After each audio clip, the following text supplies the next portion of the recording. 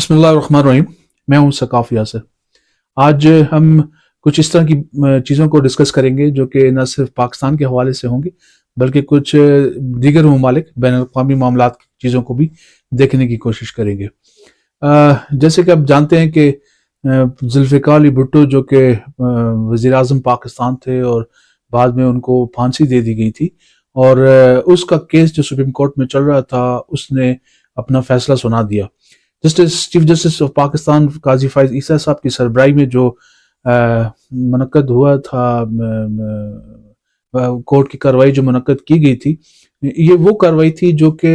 صدر آصف علی زرداری نے 2011 میں جو ریفرنس بھجوایا تھا اس حوالے سے کہ آیا کہ یہ ٹرائل فری ٹرائل تھا یا نہیں تھا. اس میں افتخار چودھری صاحب نے کوئی 5-6 پیشیاں اس پہ کی تھیں، لیکن اس کے بعد وہ فائل بند ہو گئی اور ابھی فائز صاحب نے اس کو کھلوایا اور اس کیس کو مکمل کیا اور بتایا کہ بھی فیئر ٹرائل نہیں ہوئے تھے، کہ آرٹیکل 4، آرٹیکل 9، آرٹیکل 10 کے تحت جو ہے یہ معاملات نہیں دیکھے گئے تھے.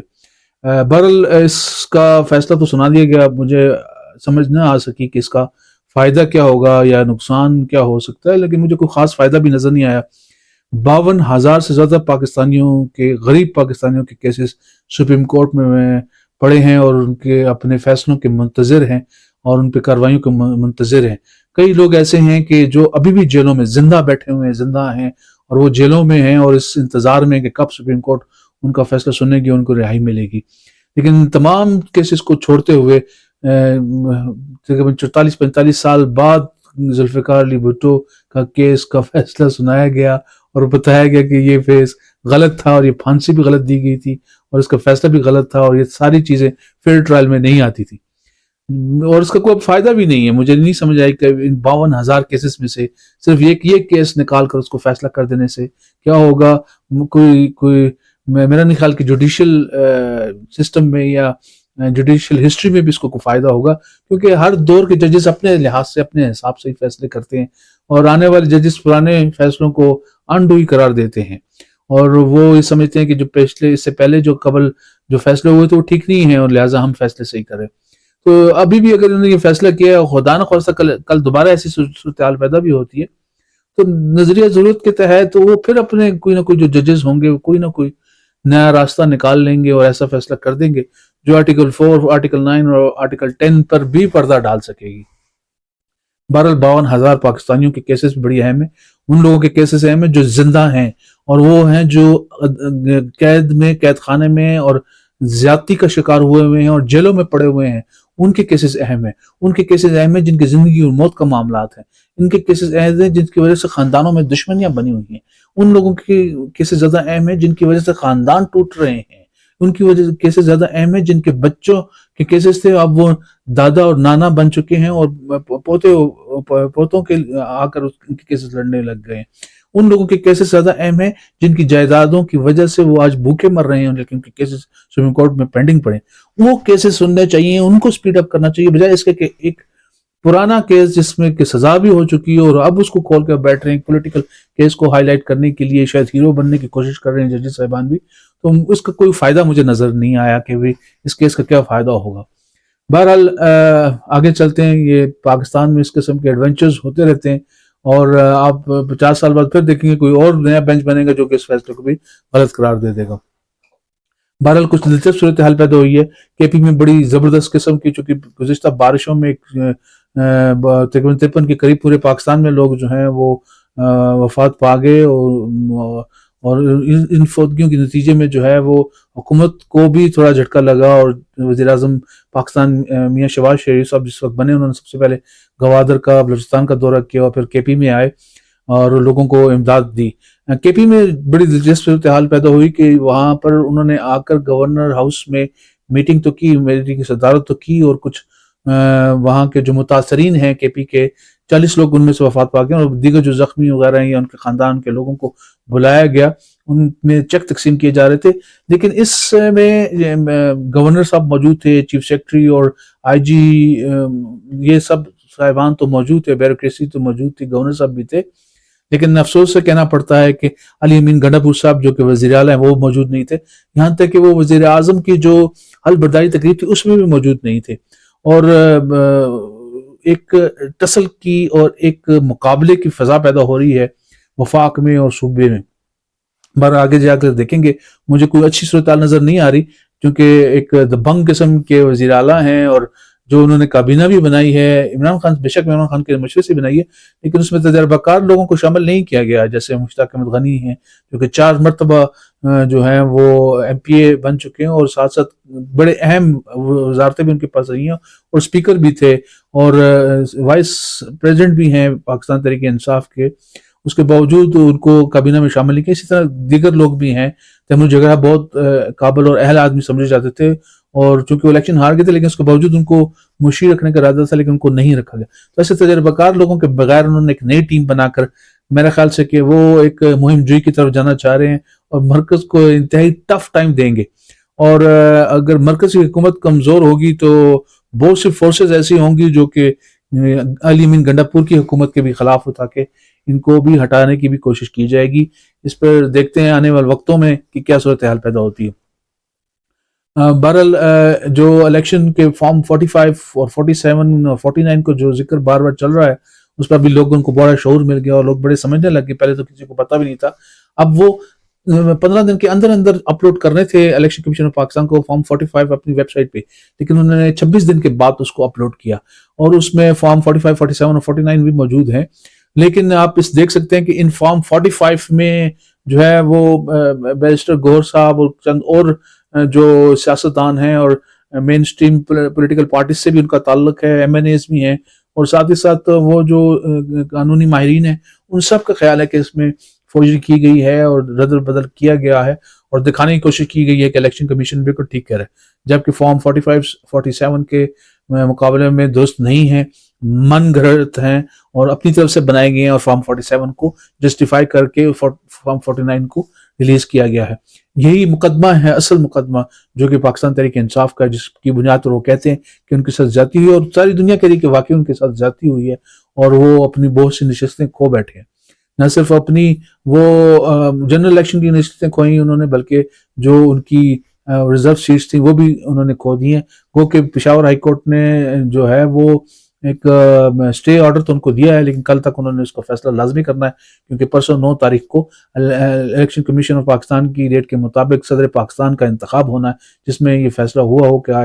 آئدر یہ لوگ جو ہیں چونکہ حلف لیں گے تو پرسوں ووٹ ڈال سکیں گے ریزرو والے. تو ریزرو سیٹس کے بغیر اگر الیکشن ہوتا ہے تو وہ بھی شاید نامکمل ہو اور ووٹوں کی گنتی میں متاثر کن ہو سکتی ہے اور نتیجہ بھی متاثر کن ہو سکتا ہے. جبکہ جو الیکشن کمیشن نے اناؤنس کیا ہے اس کے مطابق جو اتحادی جماعتیں پاکستان مسلم لیگ اور پاکستان پیپلز پارٹی ان دونوں کو اور دیگر جماعتوں کو ملا کر ان کے تقریباً جو ہے وہ 326 چاہیے ہوتے ہیں آپ کو ایوان میں اور وہ 320 330 کے قریب پہنچ چکے ہیں اور 2/3 اکثریت ان کی بنتی ہے. وہ قانون سازی بھی کر سکتے ہیں، قانون سازی کے ساتھ ساتھ وہ آئین سازی بھی کر سکتے ہیں کہ کوئی آئین کا بھی اگر کوئی پوائنٹ ہے تو اس میں بھی رد و بدل کر سکتے ہیں، اس میں بھی تبدیلی لا سکتے ہیں، اس کے اوپر بھی اپنے جو ہے وہ ووٹ حاصل کر کر اپنی بات منوا سکتے ہیں. اور صدر کے انتخاب میں یہ تمام ووٹ بڑی اہمیت کے حامل ہوں گے.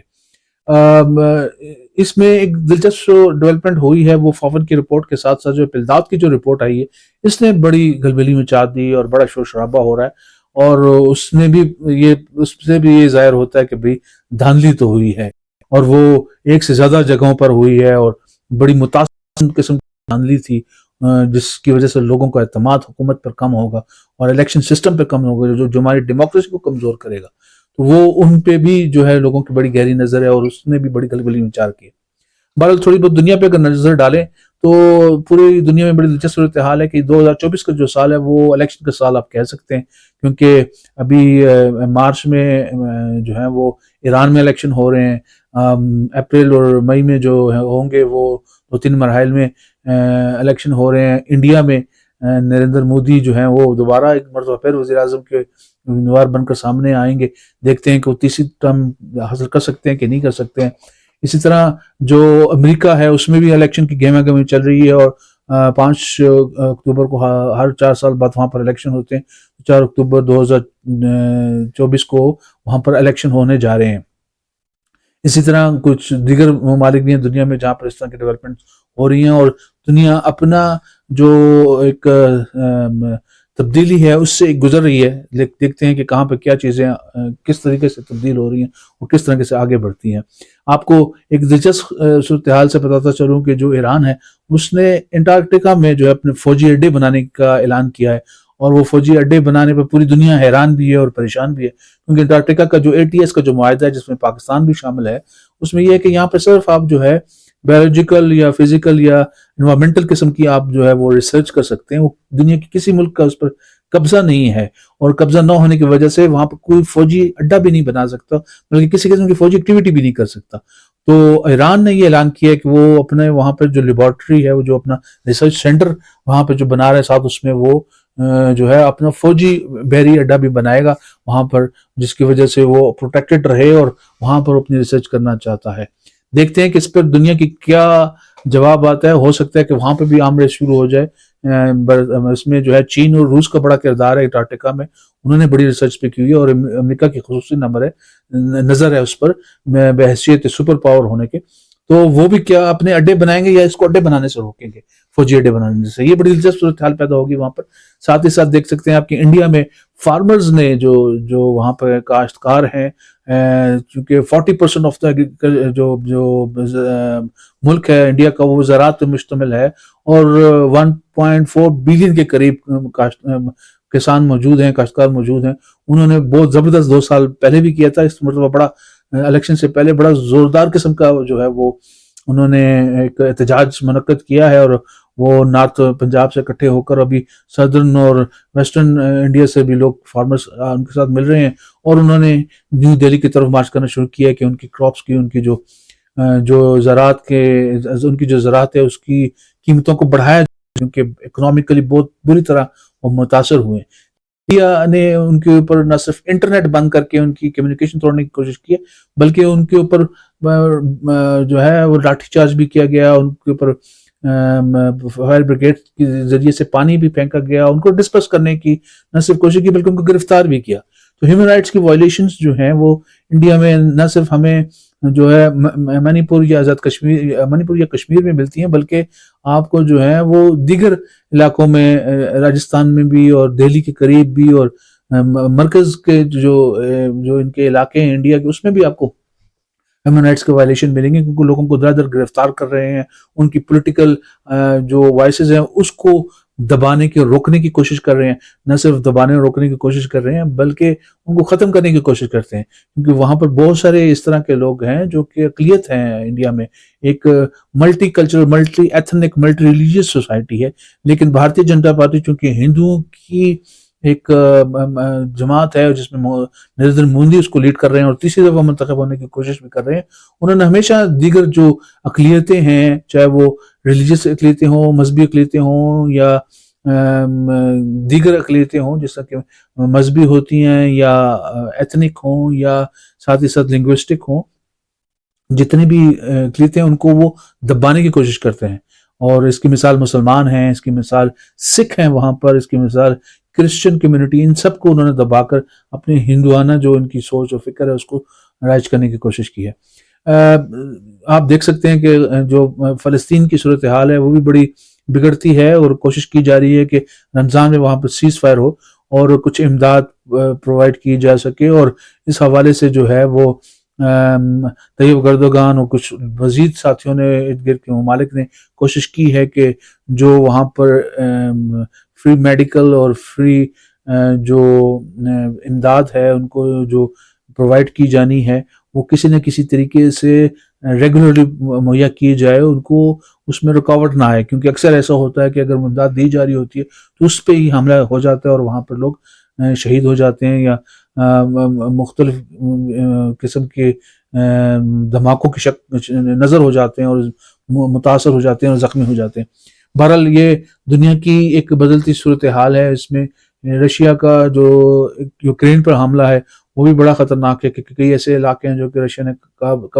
قبضے میں کر لیے ہیں, اور یوکرین کو بھی پوری دنیا جو ہے وہ اسلحہ بیچ رہی ہے اور دے رہی ہے اور ان کی امداد بھی کر رہی ہے. تو امداد کہیں پر اصلی کی صورت میں مل رہی ہے, کہیں پر کھانے پینے کی خوراک اور میڈیکل امداد مل رہی ہے, اور یہ تمام قسم کی امداد جو ہے وہ دوسرے لوگ روکنے کی بھی کوشش کر رہے ہیں. دنیا میں امن کی تلاش میں جنگیں ہوتی جا رہی ہیں اور تباہی کی طرف ہم آگے بڑھتے جا رہے ہیں۔ یہ آج تک یہاں تک کی بات ہوگی، کل کے لیے انشاءاللہ پھر حاضر ہوں گے۔ بہت